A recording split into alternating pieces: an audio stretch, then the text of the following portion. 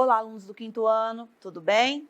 Espero que sim, né? Vamos continuar nossa aula de língua portuguesa, que nós começamos há uns dias atrás, vamos dar continuidade hoje. Nós vamos estar estudando novamente, né? A unidade 13 para finalizarmos hoje. Então, hoje nós vamos das páginas 13 até as páginas 20. Então, se precisar novamente, leia lá os poemas que nós verificamos e lemos na última aula. A leitura individual hoje, das páginas 16 até a 20, eu vou fazer a explicação da 13 até a 20, vamos fazer alguns exercícios juntos aqui. Estudar a língua, 13 até a 15, ortografar, da 15 a 16, e produzir texto. A produção de texto, eu vou explicar das páginas 16 até a 20, e vocês vão finalizar essa produção de texto durante a tarefa. E também aí, outra tarefinha que nós vamos explicar para vocês. Para relembrar os significados das palavras, que é o que nós estamos estudando aí desde a aula passada. Então, nós trouxemos aqui só para relembrarmos o significado das palavras. No poema O Cobrador, a palavra conta é utilizada em acepções diferentes. Por exemplo, despesa a ser paga e peça que pode ser usada como enfeite de colar, pulseira e brinco. A maioria das palavras tem mais de um significado, que é indicado pelo contexto em que elas aparecem. Tudo isso nós já vimos na aula passada. Olha lá embaixo uma informaçãozinha a mais. É preciso observar o contexto para entender o que as palavras significam. Nós falamos bastante disso na aula passada, né? E hoje também vamos continuar. Então, nós paramos na atividade 3, na última aula, agora nós vamos dar continuidade na atividade 4. O fato de uma palavra ter mais de um sentido pode levar a interpretações equivocadas. O efeito de humor na anedota a seguir tem origem em um engano desse tipo. Veja, então vocês lembram que na aula passada eu falei para vocês aquela confusão que aconteceu lá nos Correios, né? Onde a pessoa foi colocar uma encomenda e o atendente do correio perguntou se era perecível. Mas o homem, não sabendo o significado da palavra perecível, né? Respondeu que não, que era um periquito. Lembram-se disso? Aqui nós vamos ver uma outra confusão de sentidos aí, né? Que traz um certo humor. Então vamos ler aí a anedota do Joãozinho. Joãozinho, fanático por futebol, estava jogando bola com os colegas. Quando sua mãe chega correndo, João, corre rápido lá em casa que o teu pai caiu na área. E o Joãozinho, peraí, mãe, na área é pênalti. Então, olha só a confusão de sentidos, né? A mãe quis dizer uma coisa e o Joãozinho entendeu outra coisa. Então, olha só, letra A. Que expressão causa a confusão de sentido na anedota? Então, quando a mãe diz que o pai caiu na área e o Joãozinho diz, peraí, mãe, na área é pênalti, então a confusão de sentido está nesse trechinho aí. Qual é a expressão? Cair na área. Então, a mãe disse que o pai caiu na área com um sentido. E o Joãozinho interpretou o cair na área com outro sentido. São acepções diferentes aí da mãe e do Joãozinho. Lá, a letra B está perguntando justamente isso, Que sentido tem a expressão na fala da mãe? Então, quando a mãe falou para ele, corre lá que o teu pai caiu na área. A mãe quis dizer que o pai caiu em um lugar da casa. Olha lá a resposta, Caiu no pátio da casa. Então, a gente pode chamar de pátio da casa, na varanda da casa, num espaço que a casa tenha, que a gente chama de área. A mãe quis dizer isso. Mas, e na fala do Joãozinho? Quando ele diz, espera aí, mãe, caiu na área, é pênalti. O Joãozinho levou para outro sentido. Olha lá a possível resposta, Significa cair em uma das partes do campo de futebol. É aquela parte que fica bem perto do gol, que se o jogador cai, né, propositalmente, que alguém causou nessa queda do jogador, é pênalti. Então, olha só, a mãe quis dizer na área da casa e o Joãozinho quis dizer na área, lá no campo de futebol. Olha a confusão de sentidos aí. O número 5 é uma propaganda. Essa propaganda, nós precisamos observar como toda propaganda, a gente tem que analisar tudo o que ela nos traz. Então, nós temos a parte escrita, que a gente chama de verbal, né, a parte verbal, mas temos também as ilustrações, que é a parte não verbal. Tudo contribui para a gente entender o sentido dessa propaganda. Então, nós temos que ver as ilustrações e a parte escrita. Observem as árvores ali em cima, e elas foram colocadas em uma torneira com uma gota d'água saindo da torneira. E olha a parte escrita. Vai lavar as mãos para o abandono da Mata Atlântica? Aproveita enquanto tem água. Então, a gente tem que fazer uma reflexão dessa propaganda muito séria aí para entender o que quer dizer essa propaganda. Qual o sentido dessa propaganda, o que essa propaganda tem como objetivo. Lá embaixo está explicando que a finalidade da Fundação SOS Mata Atlântica é proteger a Mata Atlântica por meio de várias ações, entre elas campanhas de conservação, programas de educação ambiental e restauração florestal. Então, é nossa função também contribuir com isso, né, com a preservação da natureza em geral. Não só da Mata Atlântica, mas como da natureza em geral. Se a gente cuida da natureza na nossa própria casa, você já está contribuindo aí com o meio ambiente. Mas aqui a propaganda quis alertar, né, fazer mesmo uma reflexão sobre esse grave problema. Então, depois que a gente leu, olha o que falou lá no início. Vai lavar as mãos para o abandono da Mata Atlântica? Então, vamos ver a primeira questão. A expressão lavar as mãos pode ter dois sentidos. Limpar as mãos, que é no sentido mesmo de lavar com água e sabão, como a gente tem feito mais ainda que o normal, e não se envolver. Então, pode ser lavar as mãos com água e sabão, ou pode ser não se envolver. Quando a pessoa não quer se envolver em algo, ela fala, vou lavar as mãos. Então, tem dois sentidos aí. Mas e nessa propaganda? Em que sentido essa expressão foi usada nessa propaganda? Quando disse, vai lavar as mãos para o problema da Mata Atlântica, é o sentido de lavar com água e sabão ou é no sentido de não se envolver? Olha lá, é no sentido de não se envolver. Então, está fazendo um alerta para mostrar que todos nós temos que nos envolver, sim, com a questão da Mata Atlântica e todo o meio ambiente em geral. B.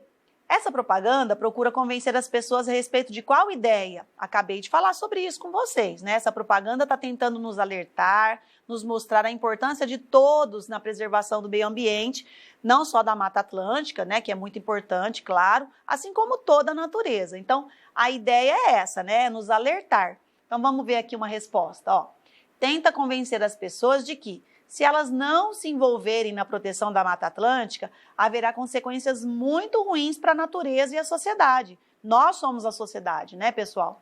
Como a falta de água, ou seja, não será possível lavar as mãos em seu sentido mais corriqueiro, para deixá-las limpas e tirar a sujeira. Então, se nós não nos envolvermos aí com essa situação da Mata Atlântica, se nós lavarmos as mãos no sentido de não envolver, né, nós estamos o quê? Prejudicando a natureza. E nós mesmos, enquanto sociedade, vamos sentir isso no futuro. Por quê? Porque pode faltar a água. A gente fala tanto da importância da economia de água, mas também, além de economizarmos água em casa, precisamos fazer o quê? Preservar o meio ambiente em geral, a natureza em geral, porque uma coisa depende da outra. Próximo, número 6. Existem jogos de perguntas e respostas que brincam com o duplo sentido das palavras, para provocar o riso. Veja, nós vamos ver algumas aqui e na aula passada também nós já tivemos. Olha a letra A. Qual é o bicho que não é caro? O bicho que não é caro é a barata. Então, qual foi a palavra? Foi a palavra barata com dois sentidos diferentes. Letra B. Por que a vaca dá leite? A vaca dá leite porque ela não sabe vender. Então, aqui é a palavra dá, que usou em dois sentidos. Letra C. O que um elevador diz para o outro? Você já pensou em quantas pessoas ajudamos a subir na vida? Então, aqui nesse caso é a palavra subir. E letra D. Por que o pato tem inveja do cachorro? O pato tem inveja do cachorro porque ele tem 4 patas. Então, aqui a palavra utilizada é patas. Então, pensando nesse sentido, nesse duplo sentido, nós vamos fazer aqui, uma animação que vocês conhecem melhor do que a gente, né? Atualmente, com o uso das tecnologias, vocês usam muito isso. Então, aqui nós vamos escrever, nós vamos voltar às adivinhas, vamos lembrar delas, e escrever os sentidos responsáveis pelo humor em cada uma delas. Então, nós já trouxemos aqui. Na letra A, quando falou do barata, né, tem o sentido de custo baixo, é algo que a gente paga pouco dinheiro, né, custo baixo, e o barata inseto, que ninguém gosta, né, que todo mundo tem nojo, medo. A letra B, quando fala que a vaca dá leite, então tem o dá no sentido de produz o leite, de produzir o leite, e de doar o leite, oferecer sem pagamento. Então, esses são os dois sentidos da palavra dá. Na letra C, quando fala que quantas pessoas levou, né, subiu na vida, né, que era o verbo subir, Então, tem mover-se para um lugar mais alto, que é no sentido mesmo de ir para cima, e de progredir. Quando fala que uma pessoa subiu na vida, é porque ela progrediu. E letra D. O D, quando falou das patas, lembram?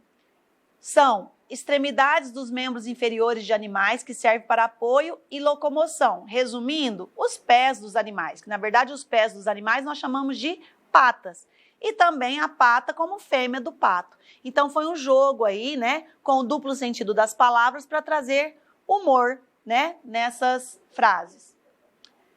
Ortografar. Aqui nós temos 3 listas de palavras, A, B e C. Se você olhar com bastante atenção, você vai ver que na A, todas começam com R, na B, todas têm 2 R's no meio das palavras, e na C, todas têm apenas um R intercalado entre vogais.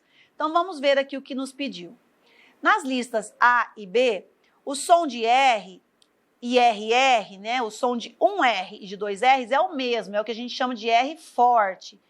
Explique por que na lista A as palavras são escritas com um R apenas e por que nas palavras da lista B são 2 R's. Bom, primeiro a gente já sabe da regra da língua portuguesa. Isso é uma regra que nós já sabemos, nós ensinamos para vocês desde lá a alfabetização, quando vocês eram pequenininhos, né? Não se inicia a palavra na língua portuguesa com 2 R's. A gente só usa um R inicial e ele é forte, mas por estar no início é um R só. No meio da palavra, quando ele está entre vogais, para que ele seja forte, eu tenho que usar 2 R's. A gente até costuma falar para os meninos, principalmente quando está ensinando lá os pequenininhos na alfabetização, né? Que arranha a garganta. Eu sempre falava para os alunos, põe a mão na garganta. Ó, quando eu falo rato, a garganta arranhou. Quando eu falo carro, a garganta arranhou. Então, quando a garganta arranha, né? Nós dizemos que o R é forte, seja no início ou seja no meio. Se for no meio, eu tenho que usar 2 quando ele está entre vogais. Então, é isso que nós temos que escrever aqui. Olha só, na lista A, as palavras são escritas com apenas um R, porque, embora esse fonema, que é o som, se repita nas que fazem parte da B, não se inicia a palavra com 2 R's.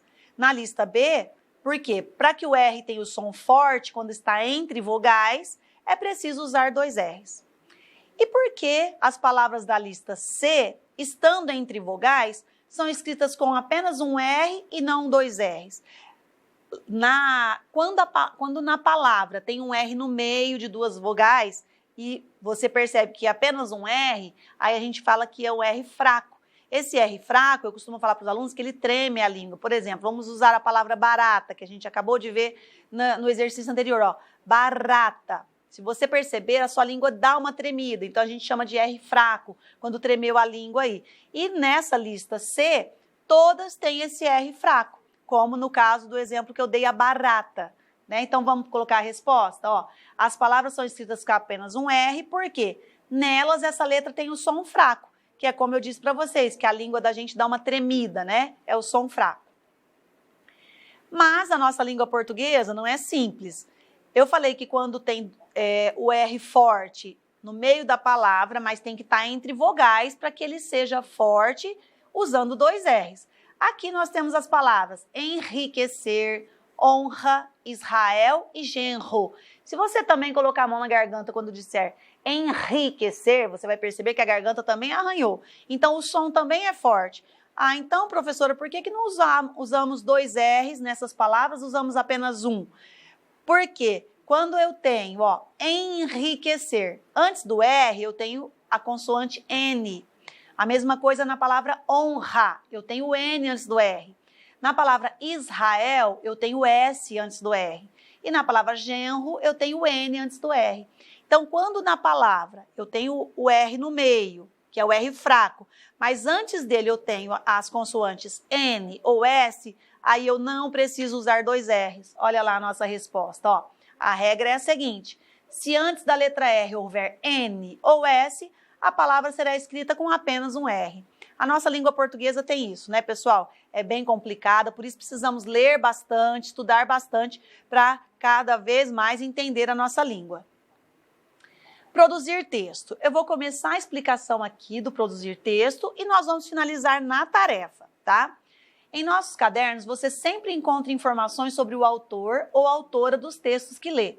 São informações como datas e locais de nascimento, além de curiosidades e outros aspectos relevantes da história dessas pessoas, estejam elas vivas ou não. Os textos que informam sobre a vida de alguém são chamados de biografias.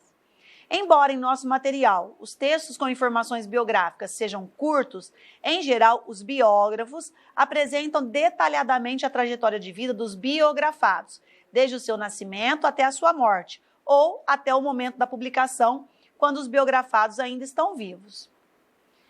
Bom, para você entender melhor, nós trouxemos aqui só para você ter alguns exemplos a mais, que não tem aí no seu material. Ó, biografia, que nós falamos bastante, principalmente no 4º, 5º ano, é o gênero de texto que conta a história da vida de alguém. Bio significa vida, grafia é escrita, então biografia é a escrita da vida de alguém.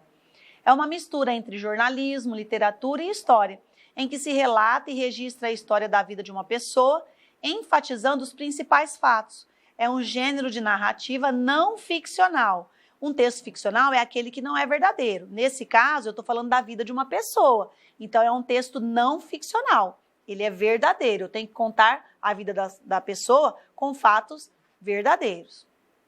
Os fatos podem ser contados em ordem cronológica, né?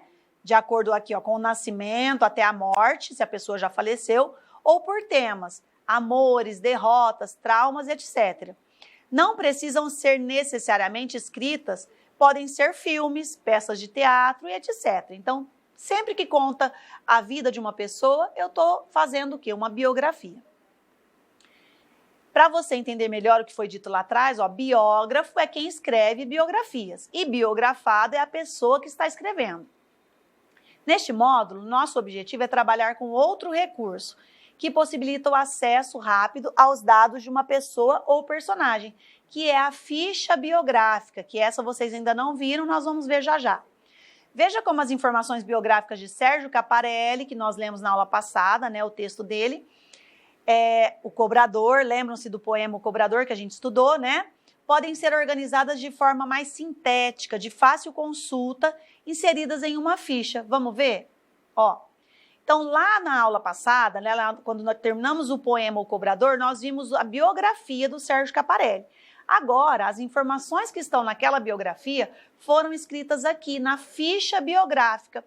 Por quê? Fica mais rápido de eu encontrar as informações sobre ele. Então, eu tenho o nome, Sérgio Caparelli, o local e o ano de nascimento, ó, Uberlândia, que é a cidade, Minas Gerais, que é o estado, em 1946. Formação é o que ele estudou, em que ele se formou, jornalismo.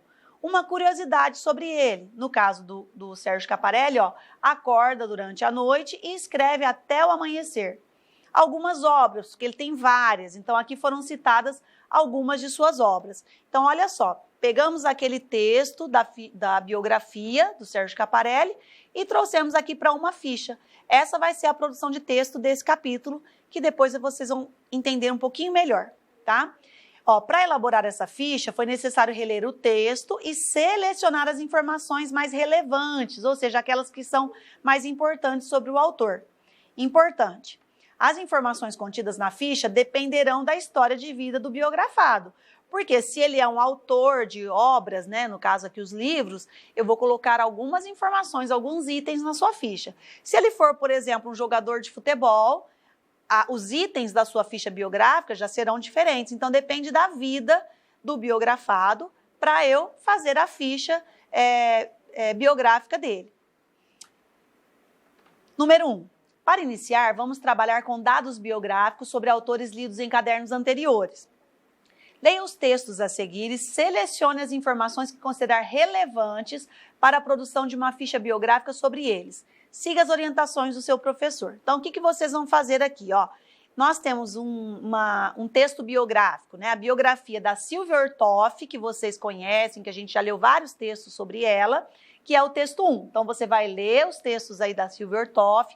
A sugestão é que você vá grifando, destacando aí o que você considera mais importante aqui da vida da Silvia Ortoff. Depois você vai ler o texto 2, que é da Márcia Kupstas, que nós também já lemos textos sobre ela, né? Escritos por ela. Então, você vai ler a biografia também da Márcia e também pode ir destacando, grifando as informações que você acha importantes. Esses dois textos, o 1 e o 2, que você vai ler agora e destacar as informações, você vai precisar dessas informações lá na tarefa. Então, por enquanto, é só fazer a leitura do texto 1 e do texto 2 para usar lá na tarefa, ok? Bom, então vamos ao início da explicação da nossa produção de texto de hoje. Ó.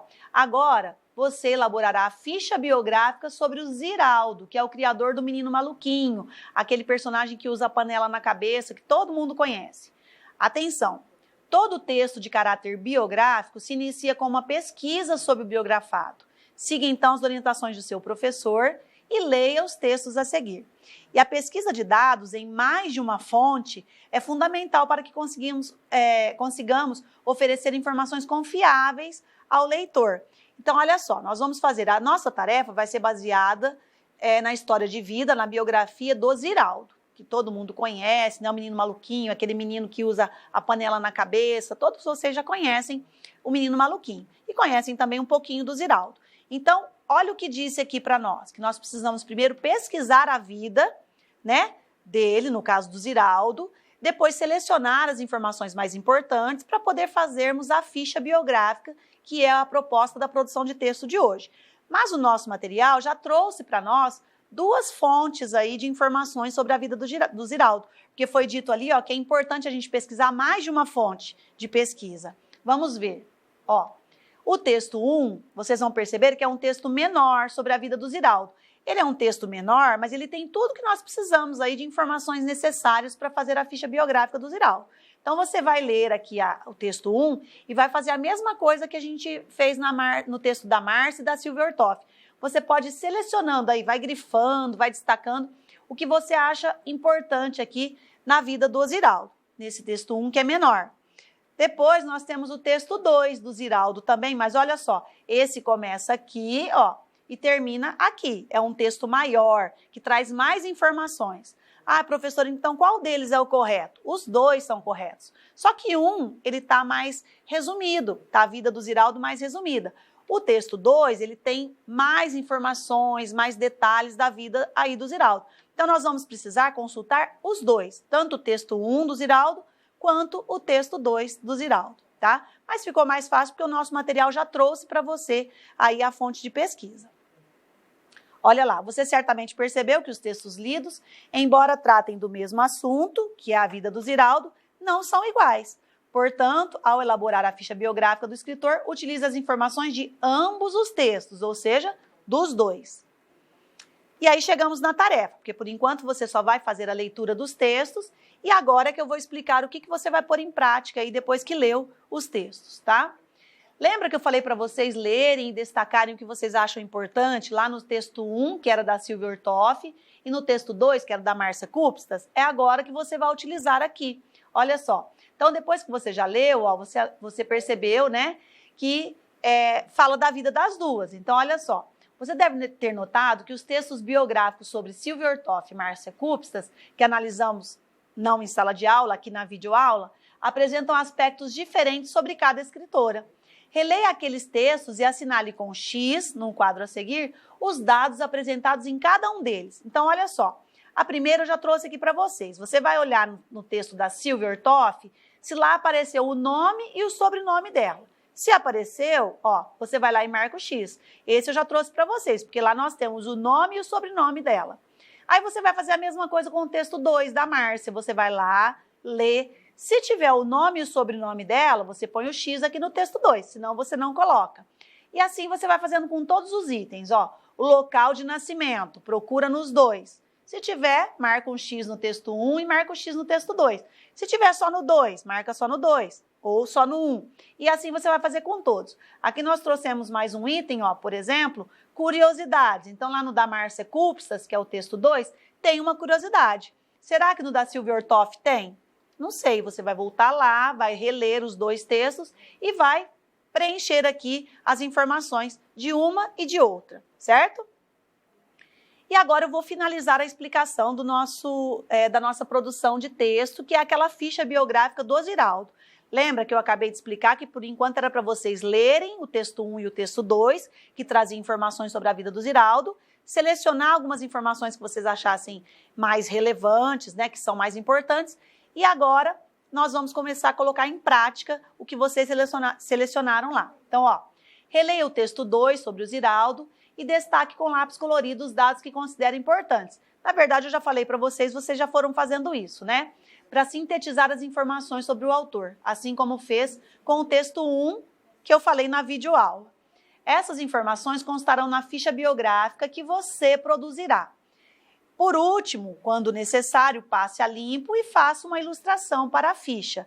Então, olha só, como você já leu o texto 1, que é a vida do Ziraldo, já leu o texto 2, que é maior também com a vida do Ziraldo, já selecionou o que você acha relevante, que é mais importante sobre a vida desse autor, agora, olha, né, nós temos o roteiro para seguir. Como toda produção de texto do nosso material, nós temos um roteiro de trabalho. Então, a primeira parte é a seleção final de informações. Talvez você grifou muitas informações, então nós vamos ter que dar uma filtrada e selecionada, tá? Nós vamos utilizar aquelas que a gente acha mais importantes. A segunda parte é a produção da ficha em si, que eu vou mostrar o modelo já já. E a terceira parte é a revisão do texto. A ficha biográfica é bem sintética, ou seja, ela é mais curta, ela é mais resumida. Mesmo sendo um texto mais curto, olha o que nós temos que verificar. Se todos os itens da ficha informam sobre a vida do escritor, se há informações repetidas, às vezes, por engano, você escreveu informações repetidas. Então, você vai lá e tira aquelas que estão repetidas. Se as palavras foram corretamente grafadas e acentuadas. E os nomes próprios foram iniciados com letra maiúscula. Nomes próprios são substantivos próprios, que são os nomes das pessoas, o nome da cidade, se aparecer nome de estado, o nome das obras. Quando eu vou escrever o nome de um livro, por exemplo, eu tenho que iniciar com letra maiúscula. Por quê? É um substantivo próprio, então eu tenho que iniciar com letra maiúscula. E nessas fichas biográficas aparecem muitas palavras que precisam ser escritas com letras maiúsculas. Então, vamos prestar bastante atenção na hora de escrever, tá? E aqui, ó, trouxemos para vocês, então, um modelo da ficha biográfica que você vai fazer sobre a vida do Ziraldo. Então, depois que selecionou, ó, o que nós vamos colocar sobre a vida do Ziraldo? O nome, claro, né, que nós precisamos do nome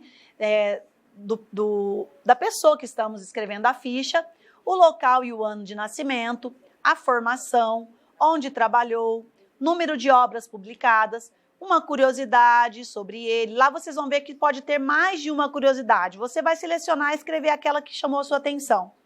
O nome e o ano de lançamento do primeiro livro infantil do Ziraldo e uma obra considerada um fenômeno editorial do Brasil. Acho que vocês até já sabem qual é, né? Que é o fenômeno aí do Ziraldo. Falou em Ziraldo, a gente lembra dela, que eu falei tanto hoje, né, sobre ela. Então, esse modelo da ficha nós vamos enviar para vocês, junto com os slides da videoaula, né? Você vai receber esse modelo. Mas para te ajudar um pouquinho, né, para facilitar mais, ó, eu trouxe o caderno, aquele mesmo que você tem aí, né, no seu material que você recebeu, que você já usa, e aí nós vamos escrever essa ficha, nós vamos colocar essa ficha no próprio caderno.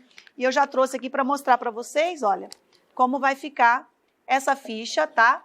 Depois que ela foi escrita, olha só, tá? Ó, você vai colocar aqui, ó, o nome, tudo que tem aqui no slide que a gente mostrou para vocês, vocês vão colocar aqui nessa ficha, tá?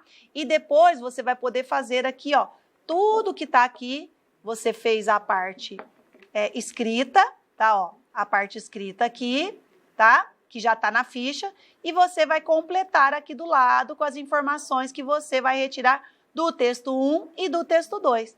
Tá? É uma sugestão. Se você quiser incluir algo a mais sobre o Ziraldo, pode, fique à vontade. Pode incluir informações a mais que você queira, desde que você tenha pesquisado e comprovado que são fatos realmente da vida do Ziraldo, tá? Também você pode fazer uma ilustração, se quiser, no final dessa ficha. Não é obrigatório, mas você pode fazer aí, tá? Então, vamos fazer a nossa verificação. Aqui nós temos o Vale a Pena Ler. Olha o que nós falamos muito nessas duas aulas, né? Nas últimas aulas, ó, vale a pena ler, né? Lembra o significado desse vale a pena? Vale o esforço, vale a dedicação. Então, aqui tem 3 sugestões, como o nosso material sempre traz, sugestões de livros para vocês, tá? E aí, ó, vamos fazer a verificação da nossa videoaula, né? Que trabalhamos os significados das palavras, a leitura individual, faça novamente, tá? Para te ajudar. A explicação que eu fiz, os exercícios que fizemos aqui juntos, volte ao vídeo, assista novamente se você achar necessário, tá? Faça a tarefa, capriche aí na sua produção, que é a ficha biográfica do Ziraldo, e depois nos envie as fotos. Claro, na dúvida, sempre peça ajuda para os seus professores que estão esperando a sua comunicação. Todos os dias nós esperamos por vocês aí na comunicação por meio aí do WhatsApp, né, dos aplicativos.